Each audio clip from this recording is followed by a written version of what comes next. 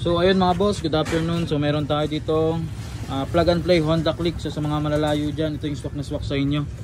So yung gagawin nyo yan mga boss, tap na lang kayo sa battery tulad dito mga boss. So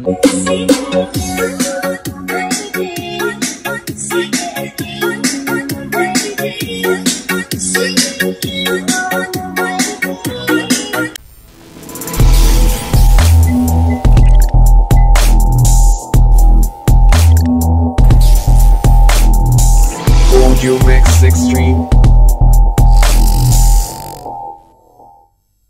Magandang umaga na naman sa inyo mga bossing. Meron na naman tayo ditong plug and play setup. Ito po yung plug and play setup natin na tinatawag. Ito po ay nabil ng mga paps natin na tulad ng mga malalayong lugar mga boss. Hindi kasi sila makapunta sa shop mga boss, kaya ito po ang swak na swak sa kanilang setup. I-set up na namin ng buo to mga boss at tap na lang sila sa battery. Para pagdating po doon sa mismong lugar nila mga boss ay tap na lang sila sa battery. So easy to install naman to mga boss. Yung plug and play setup natin, hindi na kayo mahihirapan. Sa mga malalayo natin dyan na mga paps, huwag na kayo magdalawang isip mga bossing, kasi legit na legit po dyan si Audiomix Extreme. Marami na po kaming napapadalhan, lalo na yung Visayas at saka Mindanao. Balik nga tayo dito sa gawa ni bossing mga paps. Ang inabuild po niya, ito yung loaded setup natin para sa Honda Click. So kasama po yung mismong compartment, umabot po siya ng 8,000. Ipa-plus po natin yung shipping fee, kung saan naman yung cargo ang magdadala doon sa mismong lugar nila. Kaya sa mga paps natin na nagbabalak magpa-schedule o mag-book dito sa shop natin mga paps, ay maaga po kayo magpa-schedule para hindi po kayo abutan ng mahabang pila. Hindi ko na ito patatagalin mga bossing at i-soundcheck na natin tong plug and play setup na in-order pa ni boss. Solid shout dito kay bossing na nag-avail at nagtiwala sa atin.